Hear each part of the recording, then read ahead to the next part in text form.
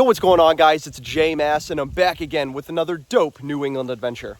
And I'm currently standing on the site of Dana Common here in the town of Petersham, Massachusetts, not too far away from the Quabbin Reservoir. Now, if you don't know, Dana was a former town in Massachusetts that was disincorporated and destroyed in preparation for the construction of the Quabbin Reservoir in the 1930s. However, I'm not going to get into too much detail about the history and context of Dana. I actually made a full video on Dana Common all the way back in September 2022. So if you want to see me explore Dana Common and tell you more about its history, definitely check out that video. I'll link it above and in the description below. However, in that same video, I also got a lot of comments from people telling me that I missed a major site in this area. Apparently, just nearby in the woods here in the town of Petersham is the site of an airplane crash from 1955. So that's what we're going to be doing in this video. Join me as we go explore the 1955 F-94A Starfire crash here in the town of Petersham, not too far away from Dana Common. Let's go.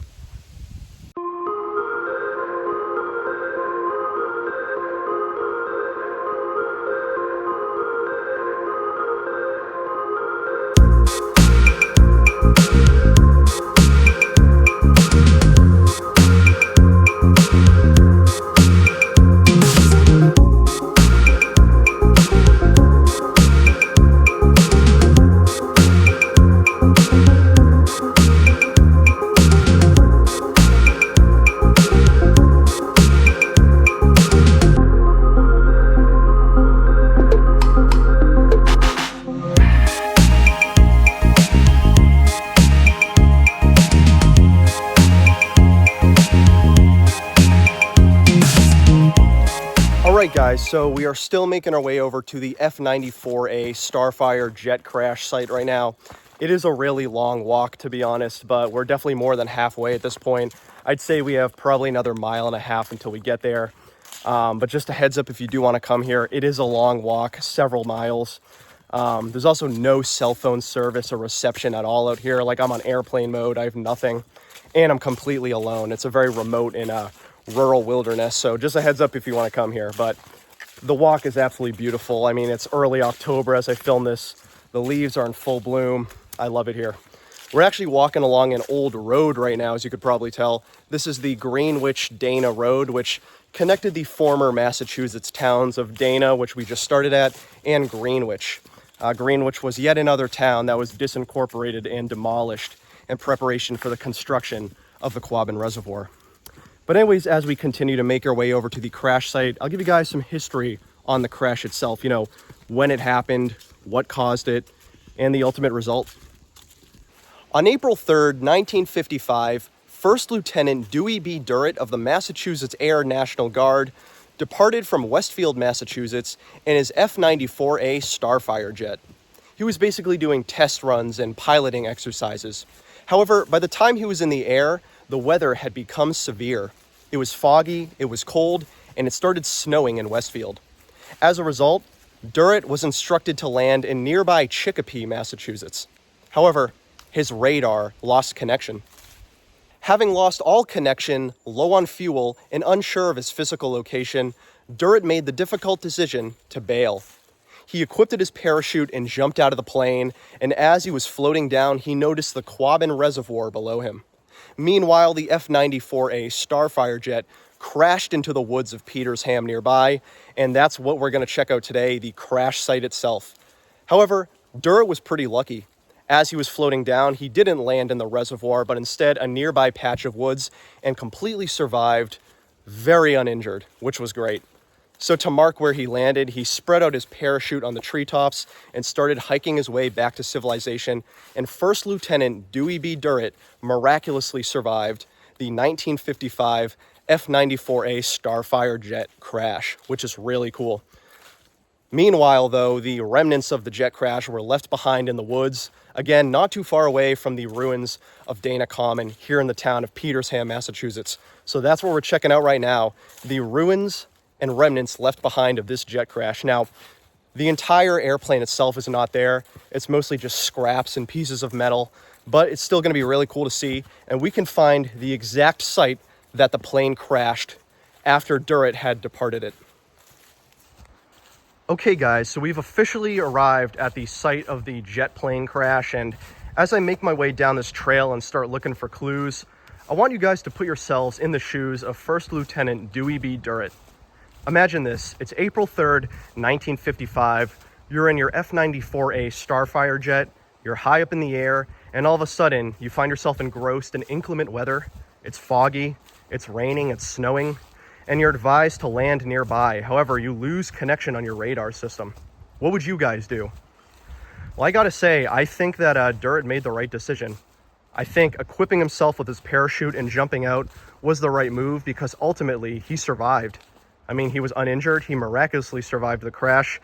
I think if he tried to regain control of the jet and land it, he probably would have ended up as a casualty. But luckily, this jet crash resulted in no casualties whatsoever because he was the only one on the plane and he survived.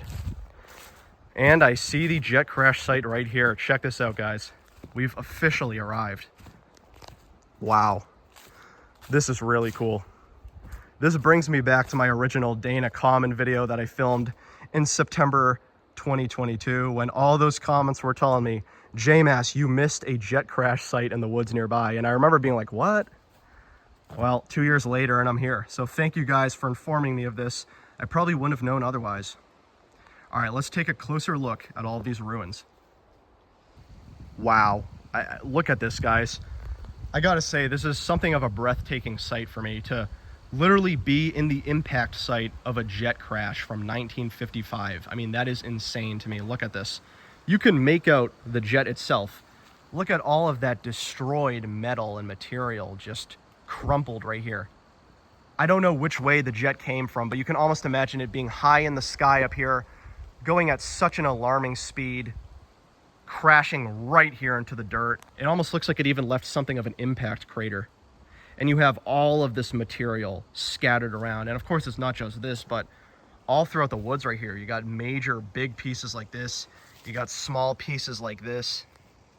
And one thing I do want to mention to you guys, again, if any of you end up coming here, because it is highly worthwhile coming out here, I do just want to say it is an illegal and federal offense to take any of this material and equipment. So do not take any of this scrap metal. Do not take any of these pieces or parts.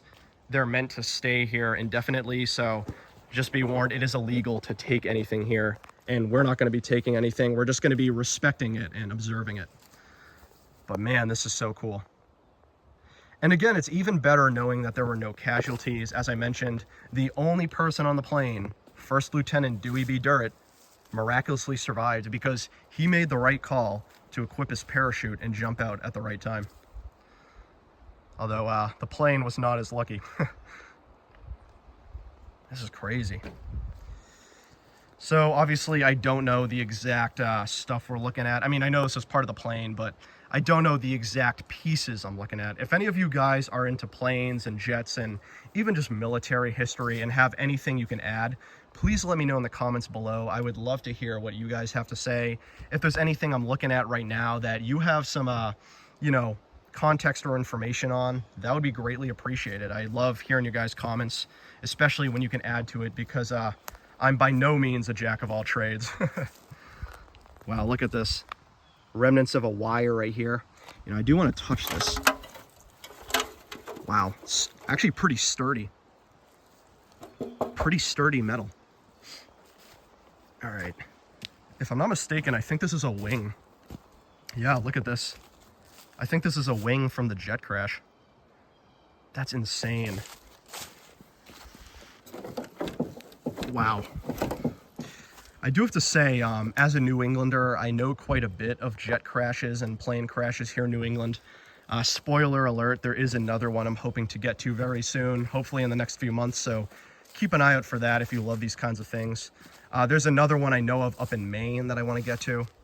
So there are quite a few infamous plane crash sites here in New England. I'm hoping to get to more of them, and just in the United States as a whole. I do find plane crashes pretty fascinating because while, yes, you get instances like this where there are no casualties, no one's injured, everything works out in the end, sometimes they're not as lucky and you do get disturbing results. Okay, I'm really interested to see this piece here. This looks like the biggest piece in the entire area. this massive crumpled piece of metal and material and all that. I mean, look at this thing.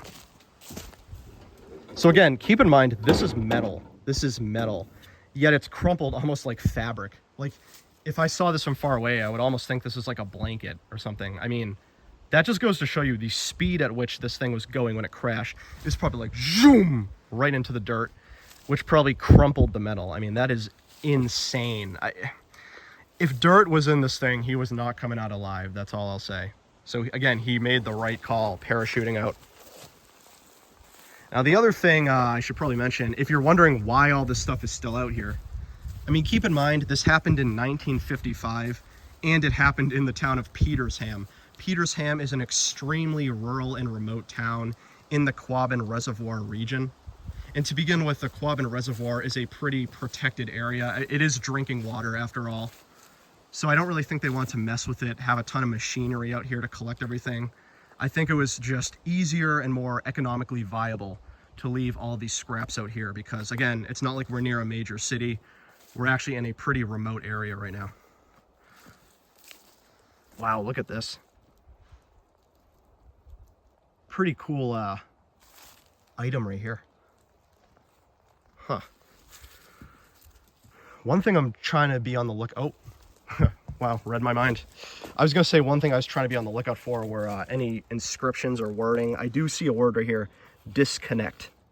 Looks like there are other words up here. I can't make out what they say. Maybe if any of you guys know, let me know in the comments. I can only make out the word disconnect, but there were definitely two other words above it. Something disconnect. I also see markings of paint and other stuff. If you guys want, I'll actually include a picture of an F-94A Starfire jet right now, so you can get a semblance of what this thing looked like when it was intact and working. So that's what it looked like. And this is what it looks like now. Again, absolutely destroyed. You know what, I think I'll get a little closer look down here. Just gonna be careful. I also don't want to cut myself on this sharp metal. Yeah, speaking of sharp metal. Crazy, so much stuff. I wonder when this jet was built. I mean, I know the crash happened in 1955, but I wonder how old this jet was, you know, like was it constructed in the 40s or early 50s? I don't know, but pretty cool. Okay guys, so before we head out of this site, I do just want to do one final and full walkthrough of this 1955 F-94A Starfire jet crash site. We're going to walk around the entire premises, take a look at everything, and then I think that really about does it for this video because admittedly this is the only site I want to check out. So let's do that right now. Let's get one more full walkthrough. Check out all this equipment close up.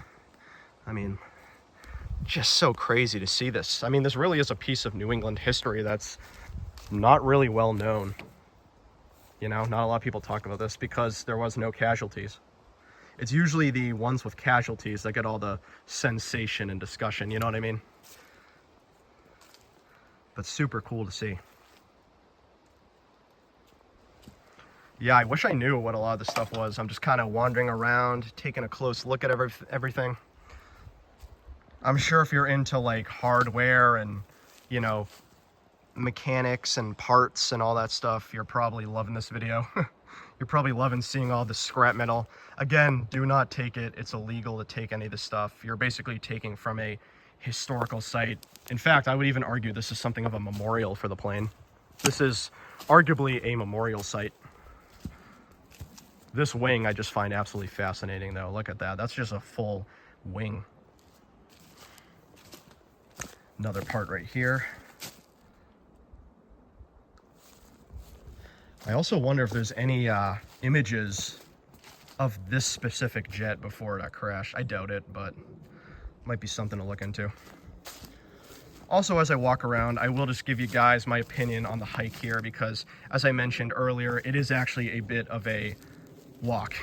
It's several miles. I forget the exact mileage off the top of my head. I'll include on the screen below. But I want to say it's like maybe 6 to 8 miles total, like a round trip.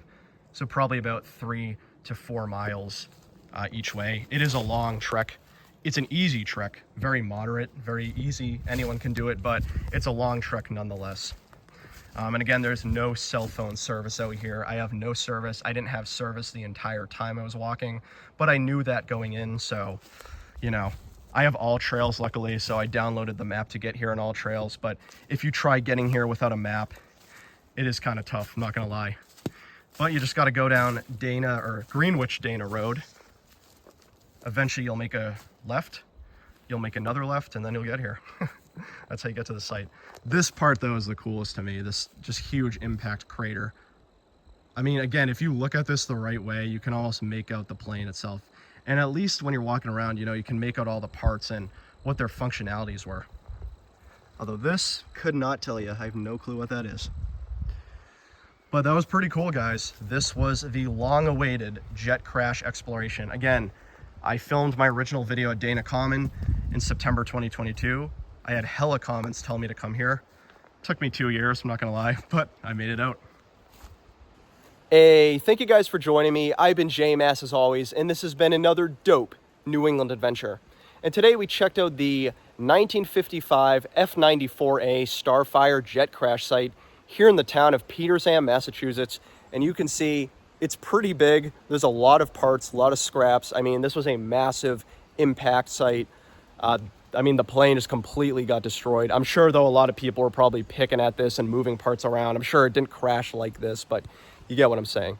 But it was still cool to check this out. Thank you to all the commenters on my original Dana Common video for letting me know about this place. Probably would not have found out about it otherwise. I truly appreciate that. And I'm hoping to have more plane crash videos coming up soon of specific plane crash sites here in New England. There's a lot that I know about, and there's one specifically I'm trying to get to soon. Hint, hint, it is in Rhode Island. If you know, you know. But as always, guys, my name's been J-Mass as always. If you love urban exploration, checking out abandoned sites, traveling New England and beyond, I'm always doing that on the channel, so feel free to subscribe to the channel.